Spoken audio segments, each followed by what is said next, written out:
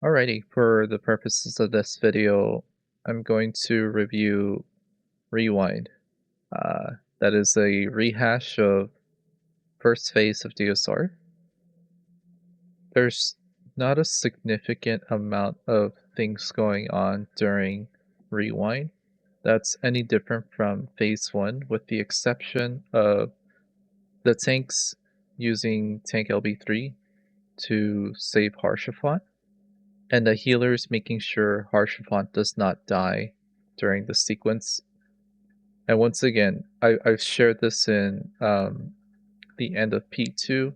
I've shared this for P3, and I'm going to say this again for Rewind.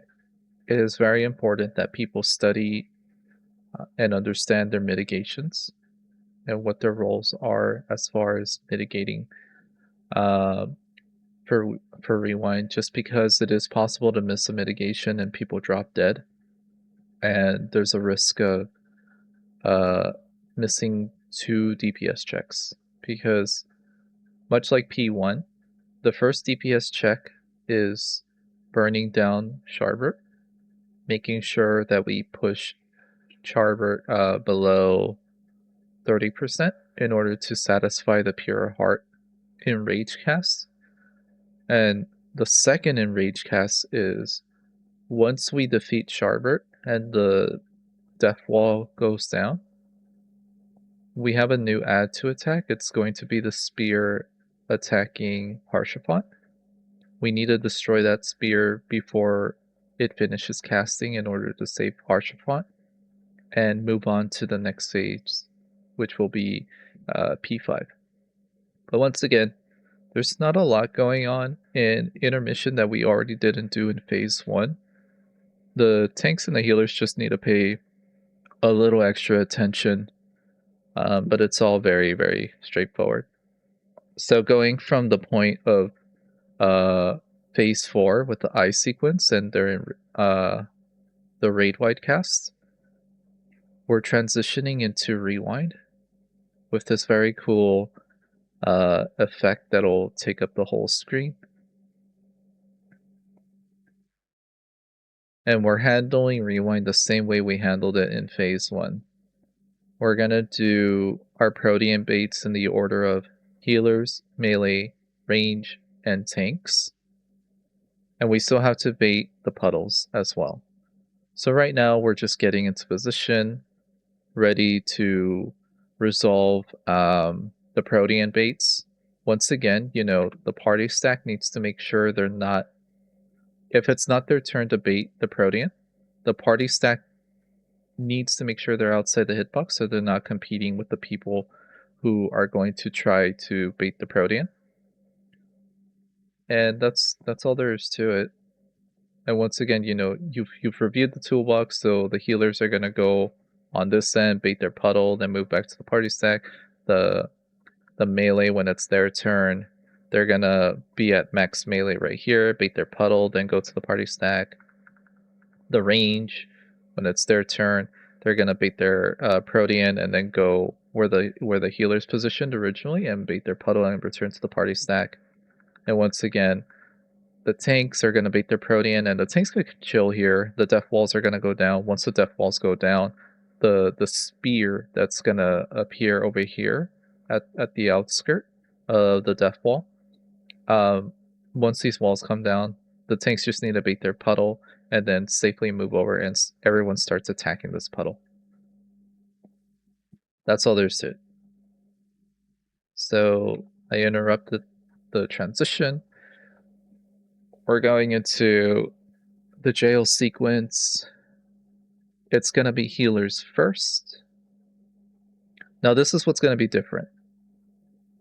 What I would recommend the tanks do, because we are entering a 2-minute here, ahead of time the tanks discuss who's going to use tank LB3, because we're in 2-minute, and then the instant Haurchefant spawns right now. So if you look, I have my chat log set up so that I can see the RP, I can read what the NPCs are doing. That's my visual cue. I'm just looking at the chat box. And the moment I see Haurchefant say look out is my signal to pop tank LB3. If you're a more visual person, the moment you see Haurchefant spawn on the map and you can see him like running, that's your signal to pop the tank LB3 to catch Haurchefant in time. So Haurchefant spawns on the map. He's running. He's saying look out. He's a very sweet boy. The healers are baiting their Protean. Tank LB3 has gone out. Healers are baiting Protean. So this is also what's a little different about Rewind compared to the jail sequence in P1. Remember that we have Tank LB active. Tank LB3, I believe, is 80% mitigation, so we don't need mitigation for the Protean bait for the healers. They're going to be comfy, they're going to be nice and safe. But we will need mitigation the moment the Tank LB3 expires. Tank LB3 is going to expire. The healers are moving in position. It's the melee's turn. Now, this isn't always 100% necessary, but it is helpful. What the tanks can do to guarantee that the melee do not die to damage from baiting the Protean, Tank 1 can make a mental note and throw personal mitigation or targeted mitigation onto melee 1, and Tank 2 can do the same for their respective melee to throw something onto melee 2. Oblation, intervention, whatever the fuck warriors do, you know, throw some buddy mitt onto the melee to keep them from dying. The healers are in position, the melee are in position for Protean bait. And then what I like to do on the healer side of things is when my debuff for baiting my puddle expires, I like to, so right now I'm a pure healer. I like to throw out my 20-second mitigation tool. So as a white mage, it's temperance. If I'm a sage, it's going to be I'm gonna throw out Penheima. If I'm a scholar, I guess recitation if I have it at that point. So I throw my 20-second tool out. Range are baiting. When the range take their cleave, I throw out the 15-second tools. Caracal, soil, party mitigation like shield samba, whatever machinists do for party mitigation. Red mage can throw out their what do you call it? Their magic barrier. So the 15-second tools go out after the range get cleaved. And then by the time the tanks are in position, you can throw out your single target mitigations. Reprisal, Feint, Addle, to make sure those mitigations persist into the snapshot. Because as you can see here, and I'll highlight it, unfortunately, our casters and our melee did their mitigations way too early. They were supposed to wait for the tanks to move into position to start casting their single target mitts. And because they did it so early, these mitts are going to fall off before the snapshot for Pure Heart. But that's okay, it's not the end of the world. As long as we have the party mitigation up, we should survive. And the reason being is because as soon as the Pure Heart cast goes off, we are going to take, heavy raid-wide damage. The only complication that kind of sucks is this spear is still chipping away at Haurchefant, and in turn, it's still doing raid-wide chip damage to us too. So if the mitigations get kind of fucked up, Pure Heart is gonna cut our health, so most of us will be near death, and this spear that's hitting poor Haurchefant can pulse enough to do enough chip damage to finish off people and pick them off if we're not careful with our mitigations. So the Pure Heart cast is finishing. The instant Haurchefant finishes, the spear becomes targetable. And this is the second Enrage of Rewind. We have to kill this spear before it finishes casting in order to save Haurchefant. So everyone starts attacking the spear. The spear starts casting Pierce, and we're blowing the spear up. Something that I would recommend, although, it's not absolutely necessary, is at the start of Rewind, we do go into 2-minute. And at the start of Rewind, you have a lot of tools and stuff. What I would recommend people do is, let's see. So let's skip around. By the time the healers bait their Protean, and the healers move into position to bait their puddle, and the melee are in position, Charibert is already approaching 30%. Like we're burning his ass down very quickly. We're gonna meet the check. We barely just started baiting the Proteans, and this guy's already dead. So what I would recommend you do is the moment we hit 30%, build gauge, hold your resources. Do not burn them on Haurchefant, because any more damage you do to him beyond 30%, much like P4, you're wasting time, you're wasting damage. That's damage that you can dump onto the sphere, because I have been in scenarios where everyone is dumping absolutely everything onto Haurchefant. They actually push him to like 1 HP, and they're still hitting him with everything they got. The spear comes up, and they have no tools or resources to dump onto the sphere. We enrage and we die. So that's my recommendation. The moment you see Haurchefant push beyond 30%, build gauge, build resources, hold resources, wait for that sphere to spawn, and unload everything into the sphere. There's no harm. Just do it. It's safe. It's easy. You guarantee you get to CP5. Because the reality, too, is we're nowhere near the halfway point, too.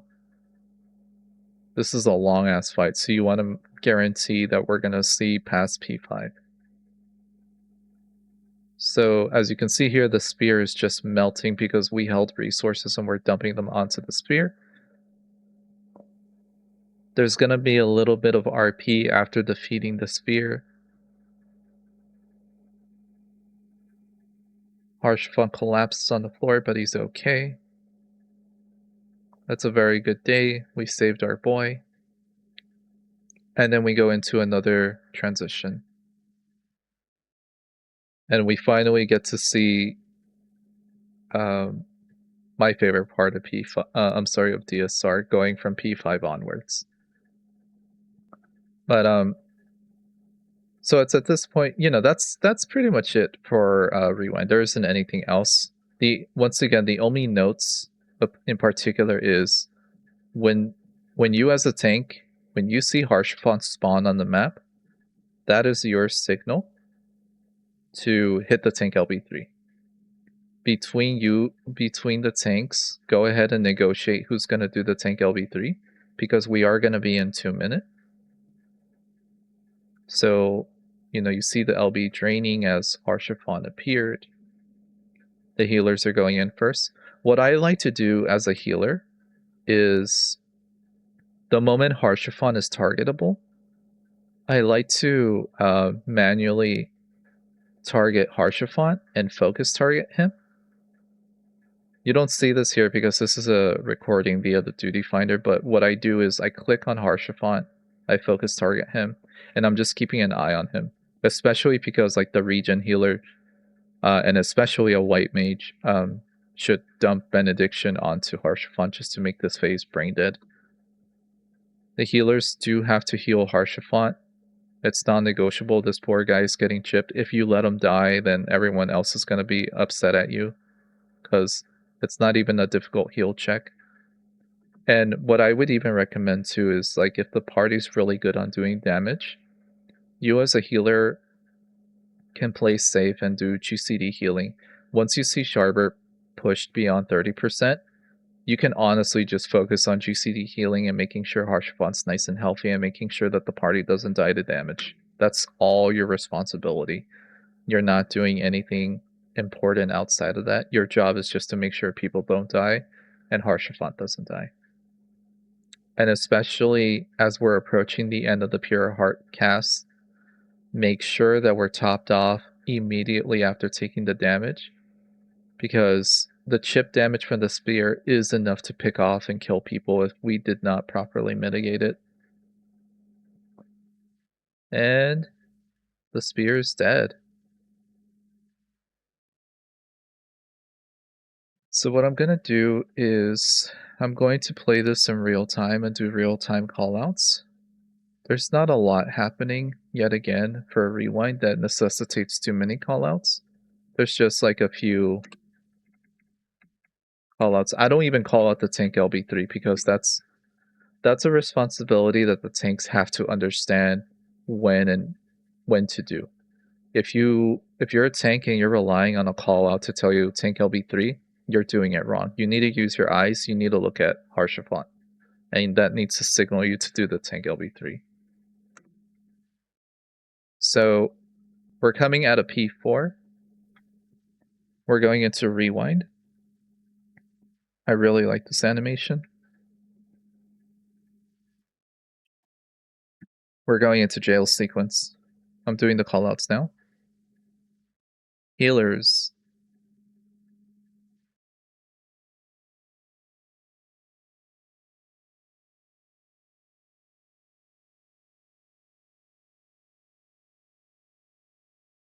Melee.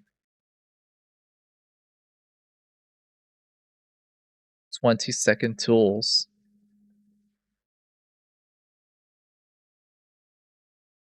15-second tools. Mit.